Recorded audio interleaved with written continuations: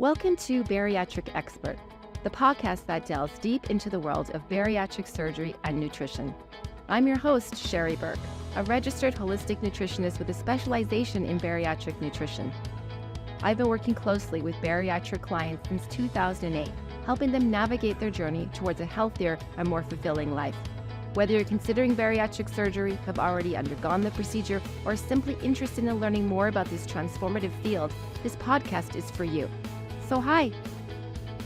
And today we have a very special guest with us, Kristi Santos. She's a certified pharmacy technician and a bariatric newbie. So Kristi underwent vertical sleeve gastrectomy surgery on March 15th of 2023, and she's now just over 4 months post-op. Welcome, Kristi. Hi, Sherry. Thank you so much for having me. I'm so happy to be here with you today. Well, we're really excited to have you here, Kristi. And I want to start like this.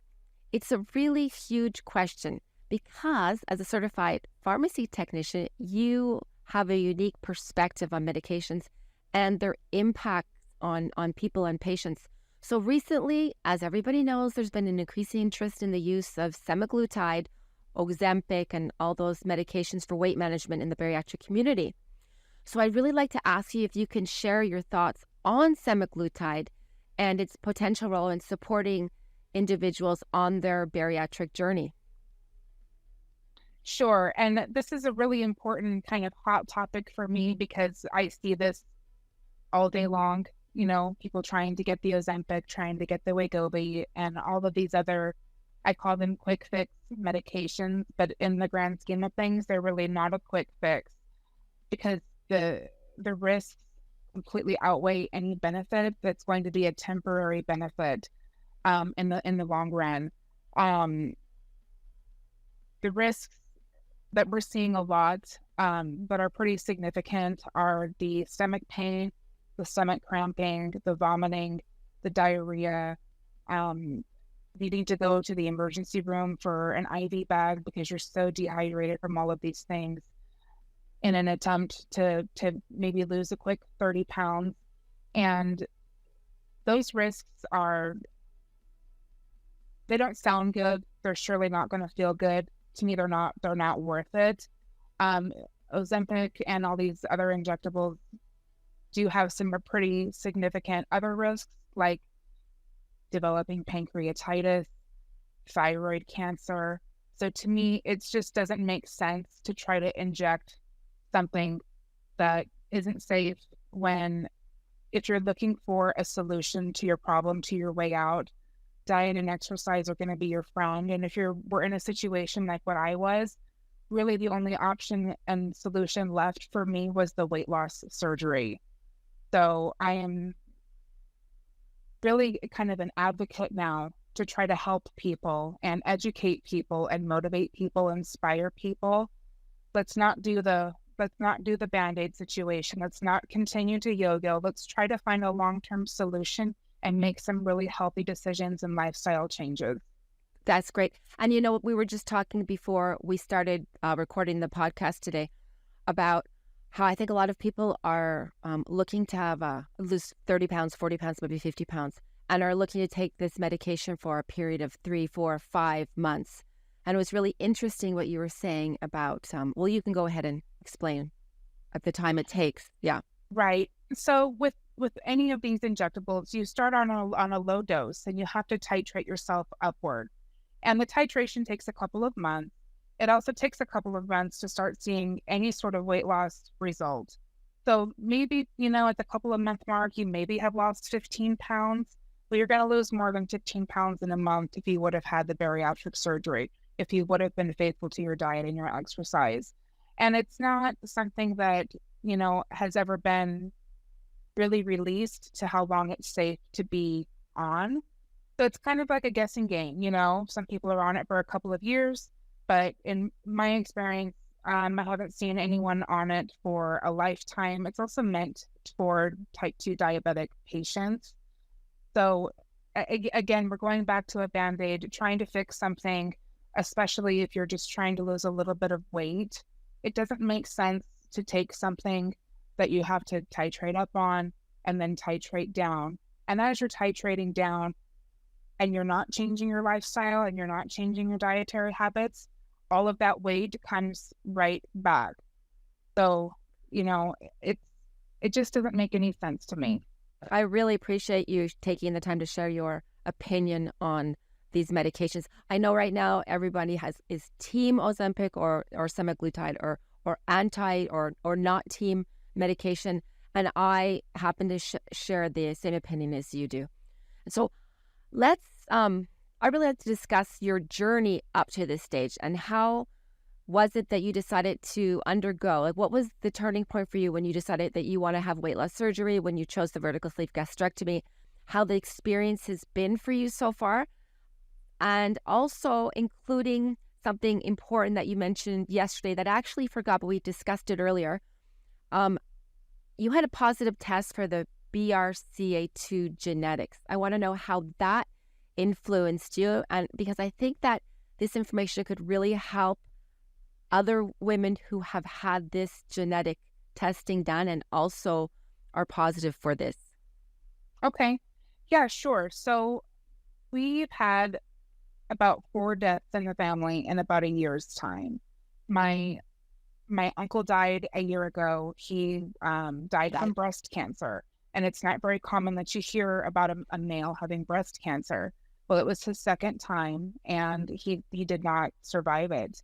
And, you know, I lost another uncle at Christmas time from prostate cancer, and doing some family history and some digging and finding out that I had grandmas that I weren't aware about who had breast cancer and actually had to have mastectomies and all of these other factors. I thought, you know, it's time for me to be proactive about so many things. You know, I was 260 pounds. I was extremely overweight. I was so miserable. I was so depressed. I was so anxious all the time. And my doctor had retired. So I had to switch providers in January. And he right away wanted to do a full lab panel and see where I'm at. And everything came back. You know, I was borderline diabetic. I was so high cholesterol that he wanted to put me on medication. And if I can take care of something myself, I'm going to. I don't want to have to rely on medicine. And so I had to start waking up and facing reality. And I also, you know, had a bad mammogram that had come back in December. They found something, they weren't sure what it was. So I had to have that biopsy in January as well as I was switching providers. So it was just a really scary time in general, but it was also an eye-opening time for me that I've got to make some changes and I've got to turn this ship around. And luckily, you know, what was found in the breast was fine. It was benign, but my BRCA2 gene was positive. So it automatically put me at an 80% chance of developing breast cancer. It put me at a 10% chance of developing ovarian cancer. And so the ball really needed to get rolling. I call it a mission to save my own life. And that's, you know, something that I have to think about and remember, you know, every day you're on a mission to save your own life. Nobody else is going to do it for you. So I really went to town, spent several nights actually doing a lot of research, getting my questions answered for bariatric surgery, speaking with a friend who has gone to see Dr. V and had her surgery a few years ago and has had a lot of success.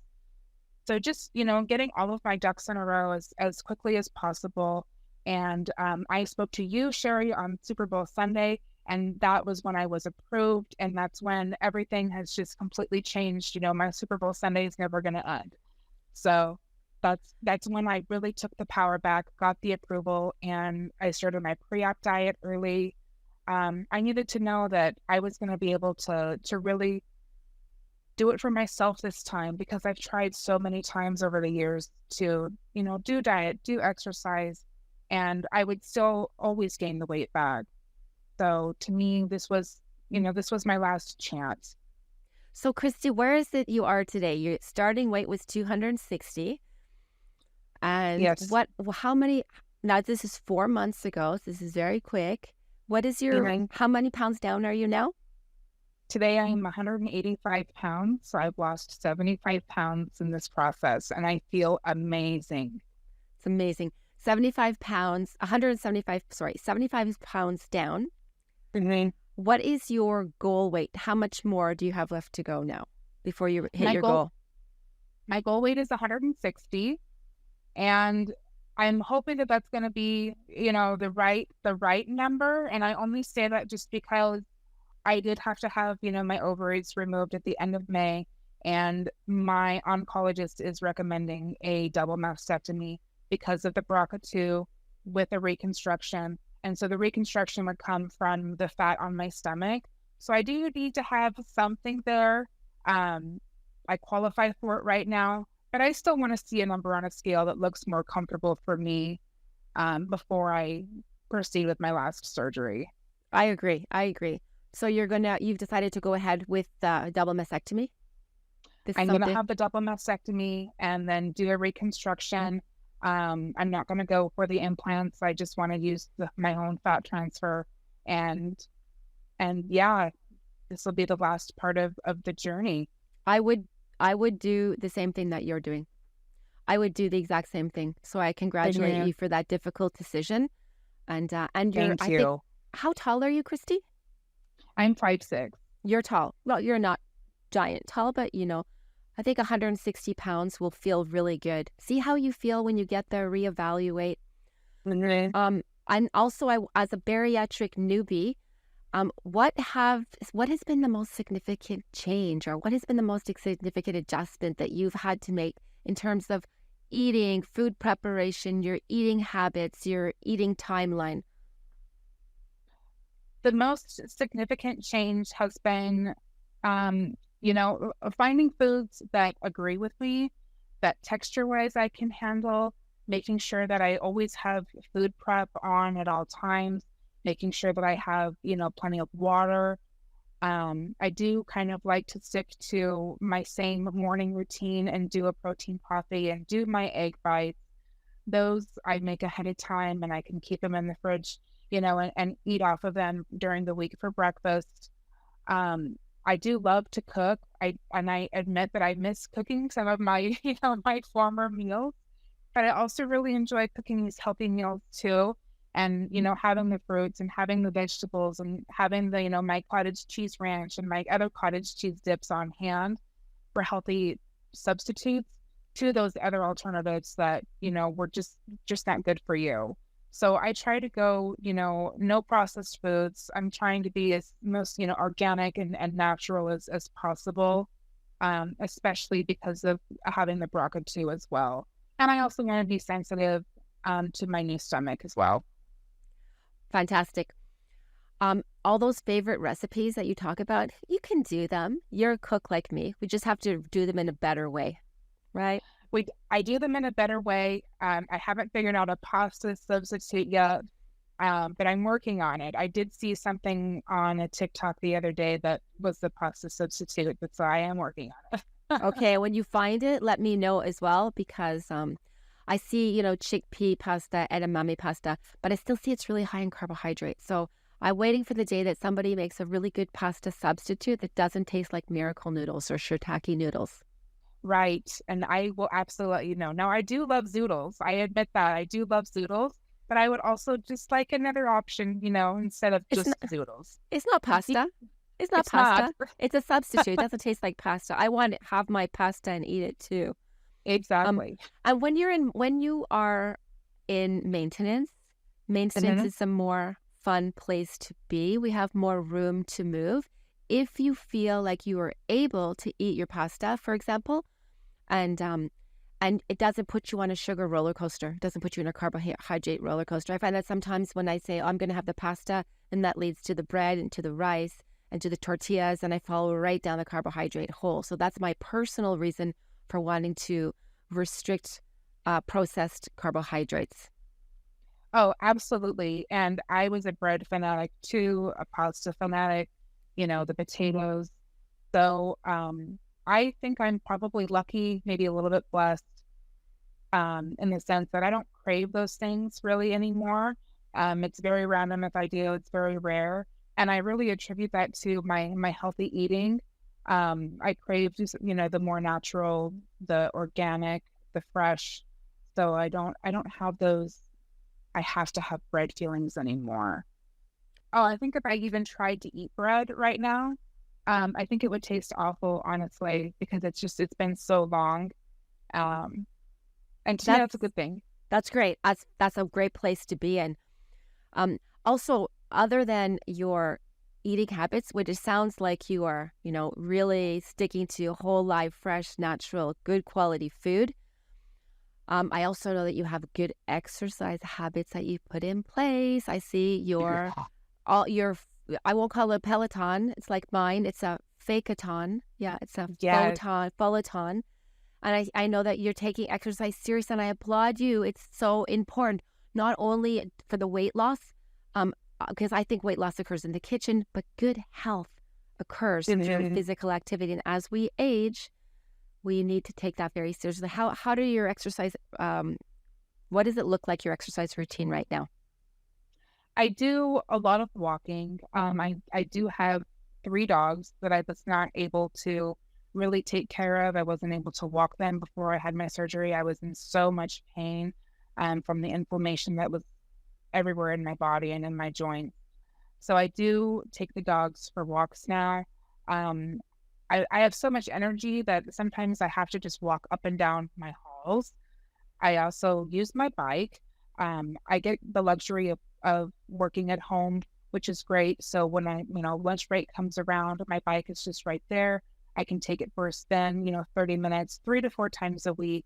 And I'm about to start implementing some weight training as well, just to start trying to tone up and get this last little bit of weight off and get to be where I need to be. Exercise is a game changer. Exercise is something that if you can build it in, make it part of your routine instead of feeling guilty because you don't feel like going to the gym or don't feel like working out. The guilt happens because you miss a workout, right? Missing a workout turns Right. into guilt. Good, that's great. It turns into guilt. And also, if you're someone who struggles with anxiety and maybe you don't want to go to a gym, if you've got, your own equipment at the house, you don't have to have a full gym at your house, but just to have something, it really does help to keep those bad thoughts at bay and reset your brain. I know it really does for me. And, I can be having, a hard morning, a bad morning. And if I can get on the bike and just, bike it out, I'm a different person. And to me, that's so much progress and so much growth to feel those feelings. That's how I feel about it as well. I feel like, sure, vanity and ego, you want to look good. But Mhm. I think that my mood is so much better and more elevated after a workout. My whole day just seems to be better. My life seems to be better. The world is in a better place. I think I'm addicted to it in the endorphins from working out. Oh, exactly, exactly. And the sense of accomplishment that comes with it, because I wasn't able to do this, just a few short months ago. And so it's so important to me to be able to do all of these things that I used to take for granted and that I love now. And it means so much. That's what I say. I don't have to exercise. I get to exercise. I'm one of the lucky ones, just like you. Yes. I know we talked earlier about food logging, and I know that you do log your food. What do you use to log your food, and how do you feel that it helps you with the bariatric journey? I use the Bariatric app to log my food. And I just recently started doing this a couple of months ago. I have been searching for apps to be able to log, and every app that I was coming across, I didn't like. I had to pay a subscription for it, and I didn't want to have to pay to look to see what it was that I was consuming. So I started trying to write things down on paper and trying to do the math, and it just became really overwhelming again. What if it's not right? And then I came across the Bariatric app, which is free. It's got, almost every food imaginable in there that you can log, even if you're, going to go to a restaurant, it's got the majority of restaurants in there. You can log your water. You can see exactly where you're at for the day. So when I have plateaued a couple of times, I can go back in and look to see, did I get enough protein in this day? Was I a little bit high on my carb that day? What was it that I need to fix, that I need to hit the reset button on and switch for a couple of days and then kind of go back. So it really helps me be responsible and also accountable for what I'm putting in my mouth and what's coming out as well. Yeah, I think that once you get used to logging your meals as well, that it just gets easier. Like your head automatically goes to, oh, I forgot to log that.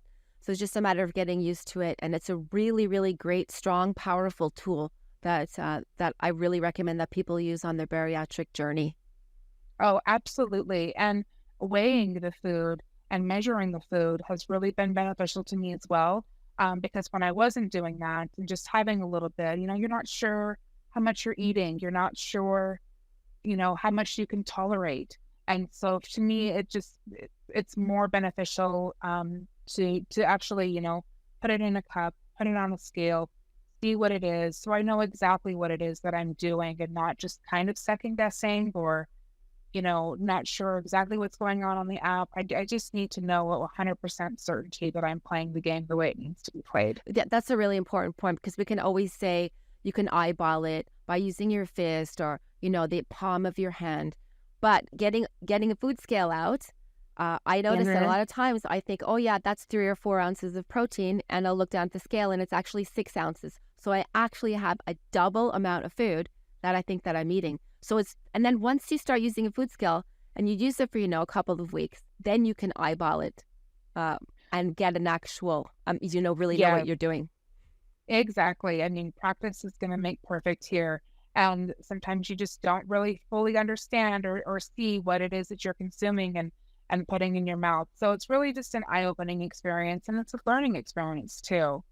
So you are on your 4-month journey so far. I would love to do this in another 3-4 months to see where you are, to see what it feels like to be at goal, to talk about maintenance and what maintenance looks like and the things that have changed from your weight loss journey to your maintenance journey, and see how everything goes with the surgeries that you have planning for the future.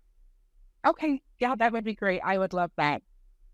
So Kristi's journey reminds us that every day is a chance for a fresh start, a new beginning. Whether you're a veteran on your bariatric journey or just starting out like Kristi, remember that you have the power to make positive changes and embrace a healthier lifestyle. If you've enjoyed this episode and want to stay connected, please be sure to subscribe to Bariatric Expert on your favorite podcast platform. Don't forget to share the podcast with others who might find encouragement and valuable insights in these empowering stories. For more resources, expert advice, and uplifting content, be sure to download the Bariatric Expert app. Visit our website and follow us on social media. We're here to support you every step of the way. So thanks for tuning in to this episode. Until next time, remember, you have the strength within you to achieve your goals. Keep believing, keep striving, and keep embracing the transformative power of the bariatric journey.